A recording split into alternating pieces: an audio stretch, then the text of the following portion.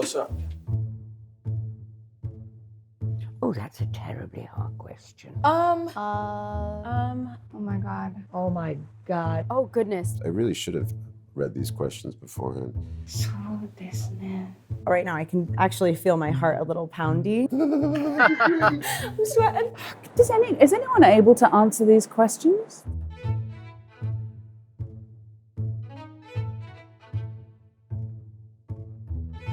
Oh, wow. Childhood movie crush. Childhood movie crush. Quite a few. I will edit it. Probably would have been Lola Bunny from Space Jam. Like my most recent crush is an animation and it's Shrek when he turns human. Oh. You know when he turns human? You know when he turns human? I would say The Incredible, a Disney Pixar movie. I was in love with the Violetta, but I know that it's a cartoon. Probably Kelly LeBrock from Weird Science, which is, I mean, such an unwoke piece of misogyny. The 1-2 punch that was Halle Berry and Rosamund Pike was, Oh, it had to be Billy D. Gregory Peck. He kind of looked like my dad. Jonathan Taylor Thomas. Always. Probably like a good balanced mix of Leo and Kate in Titanic. Leonardo DiCaprio in Romeo and Juliet and Titanic, obviously. I think it was mainly him. I mean, then I got a bit older. Then I'm not going to tell you who that was. I would say Prince. Brad Pitt. David Bowie. My relatives refused to sit with me when we went to see Purple Rain. I sat up front and they sat way in the back because they didn't want to deal with my emotions. Ray Fiennes, because I remember watching him in The English Patient and I was like, oh my gosh, he was so handsome. Albert Brooks in Defending Your Life and Modern Romance. Still trying to find that Albert Brooks in my life. Richard Gere was my husband. You couldn't tell me anything about Richard Gere. He was gorgeous. But I also had a big fat crush on Julia Roberts. I mean, the smile. And she seems real nice. Matt Dillon in The Outsiders. I still have a crush on Matt Dillon. Whew, my first ever audition. Can I think back that far? Does church count? I guess it was for the church musical. And I got the part of the worldly wise man. It's for the nativity story at church. And I auditioned for the role of Joseph, who had no lines. And I didn't get it. It was about reform school girls, and it was called, are you ready? So Young, So Bad. I guess the worst part about audition is that my mom was the pastor. The toilet was next to the auditioning room, and I had to go for a wee before I went in. And I remember the director going, just whistle or something, as I was like, this is not right. And then I ended up getting the job. It was me, it was Tom Sturridge, Eddie Redmayne, Rob Pattinson, Charlie Cox. It was just kind of all of us, like, slightly post-pubescent, trying to figure out, like, pretending like we were punk rock. I had just gone into this audition and I had decided to cut all of my hair off because all the girls that I saw going out to little auditions, we all looked the same. We all had long curly hair and we all bought the same color and they were looking for like the curly head black girl. So I decided that I would cut my hair because it seemed like the casting director was just going like, pick you, like with her eyes shut. So I cut my hair really, really short, radical move.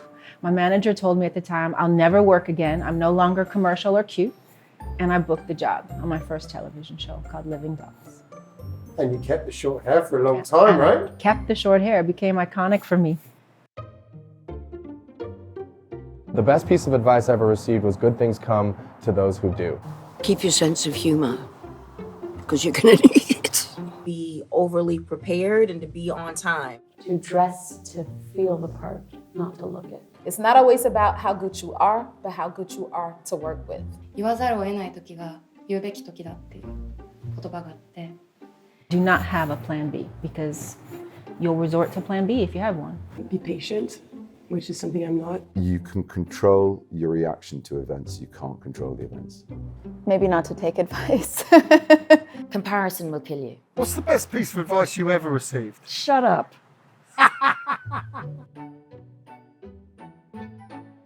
How do I deal with nerves?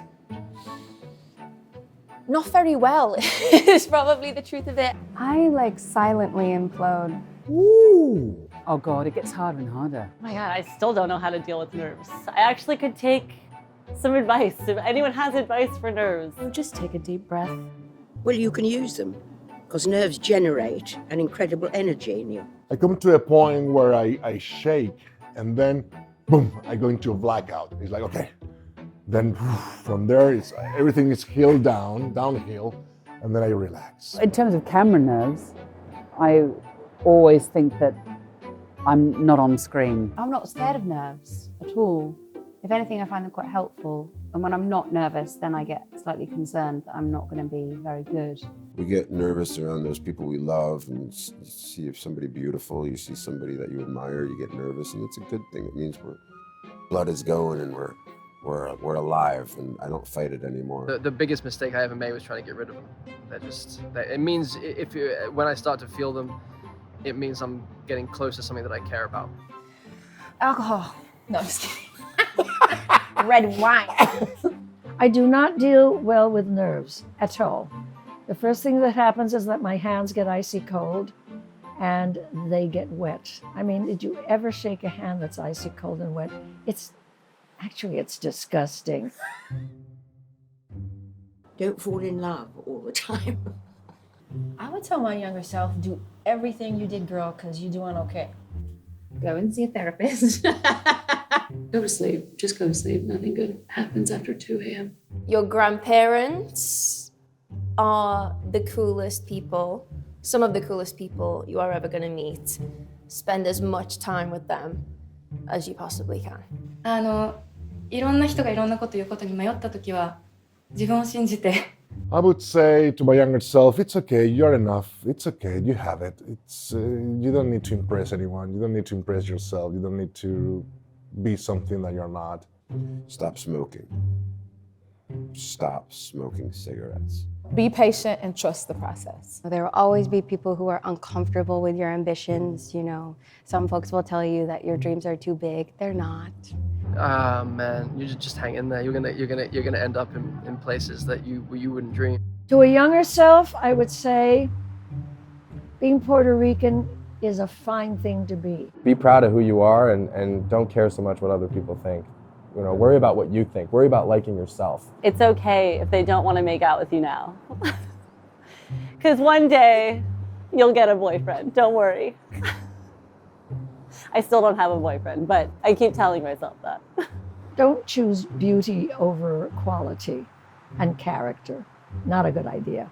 I did that with Marlon Brando. Enjoy life. Especially if I knew what the world was going to be like now. Listen. I remember when I used to work in an office, there was some women who were like in their 30s who worked there, and I was like 18 or 19 or something. And they used to try and give me advice, and I'd be like, yeah, whatever. Everything they've said has come true, basically. Pull your pants up. Next question.